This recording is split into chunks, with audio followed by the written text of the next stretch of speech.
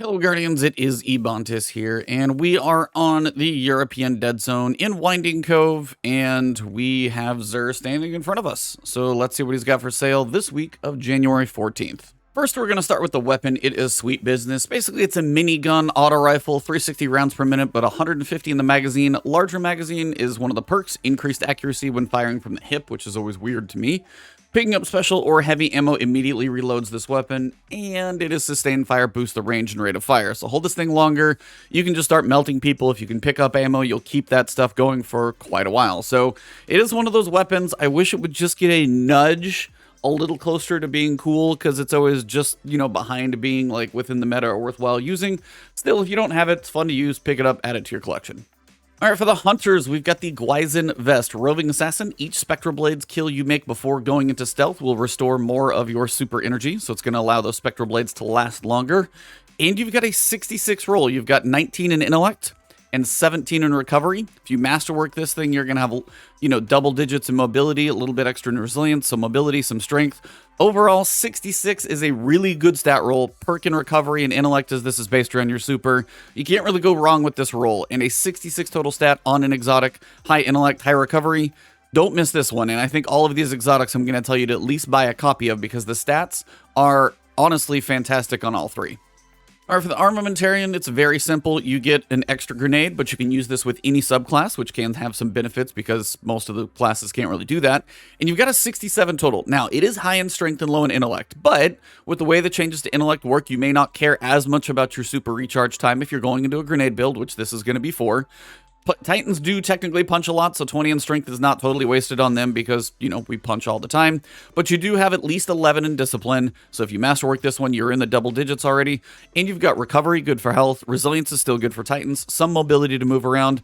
This is a 67, and even though it's low in intellect, don't sleep on this one. Super recharge time isn't always the be-all, end-all. I know the other one had high super, but that's based around super. This one's based around grenades, and it builds pretty well for that, and it works well for a Titan. So don't skip this stat roll. If yours is mediocre, this is a very good stat roll for this build. For the Warlocks, we've got the Vesper of Radius. Planetary Torrent is the perk. Rifts release an arc shockwave when cast, so when you cast your Rift either type, you'll get that arc burst of damage around you. Rift energy recharges faster when you are surrounded by enemies. And the main reason I'm going to say pick this up is the 22 in recovery. That is the Warlock stat, that is the Rift stat, and you are sitting at 22. You've also got high discipline, solid intellect, some resilience, which not everybody loves, but having some resilience, everybody needs a little bit. Not high in mobility or strength, but overall 22 in recovery, a 64 total stat. This is a solid roll for Vesper. Resilience, if that was like maybe up in mobility a little bit, some people might like it more, but you still need some. So overall, do not sleep on this Vesper of Radius. All three of these exotics I would honestly recommend you to buy. All right, for your legendary weapon rolls, it kind of depends on your playstyle. You've got Firmly Planted and Swashbuckler, but you have Light Mag, you've got front a medium zoom scope, and you've got range on the Masterwork. So it's going to be a pretty rangy, kind of PvP-based GN7. You can add a little bit of damage, get your melee kill to boost it up. If you do like to slide or crouch when you fire, kind of like sliding, getting that boost is going to be a benefit for accuracy, stability, handling, and just the fact that you can go pretty stout in range on this one. It's not a bad roll for PvP. Probably not one I would use, but I know certain playstyles can get a lot out of this roll. I don't love 180 specifically for many purposes, but Underdog is going to kill this one for me, so I can skip this one. We've got a slow-firing auto rifle with Underdog as well, and while it's going to have a decent amount of range, I'm going to skip it too. For the CQC-12 shotgun, you've got a decent PvE roll overall with these perks on top. Decent handling, decent ammo reserves, trench barrel giving you some boost on damage. Not a bad PvE roll if you don't have a great shotgun for it. So for the 7th Seraph machine gun, you've got a decent perk for synergy, even though this gun just doesn't get a lot of love, so this may not even be something for you.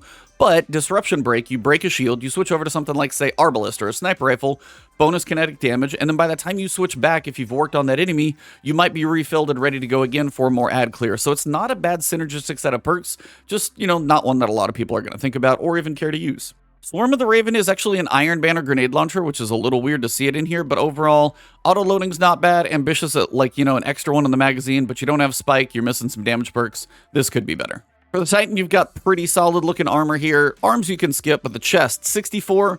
High recovery, some discipline, intellect, strength, a little bit of mobility and resilience. Overall, well-rounded, good distribution, good chest if you need one.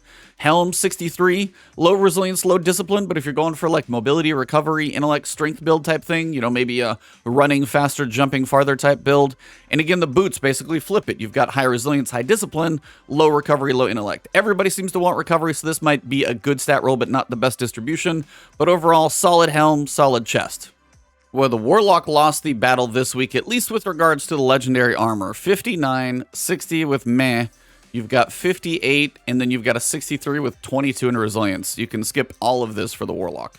Finally, for the Hunter, you have two fantastic pieces. You've got a 62 with 25 in recovery, 19 in intellect, some strength, some discipline. I'd like to see a little more mobility, but these two spikes are really good. Masterwork them, they're both sitting over 20.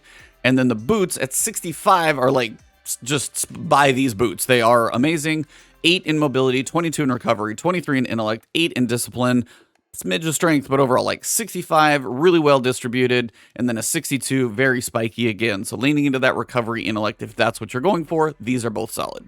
All right, so this timeline's Vertex, especially if you like slide at all, or if you're ever willing to play crouch, the fact that you've got snapshot sights, it's a medium level, it's the adaptive frame style, so you've got a reasonable charge time, you've got a better amount of range than, say, a rapid fire, less bolts coming out so they hit harder, solid charge time with accelerated coils, or liquid coils if you want that impact to be harder, depending on which one's going to be a better option here, and a little boost of range, and the handling can go up a little as well. Overall, this is a fusion rifle I would not skip, definitely one to try in PvP.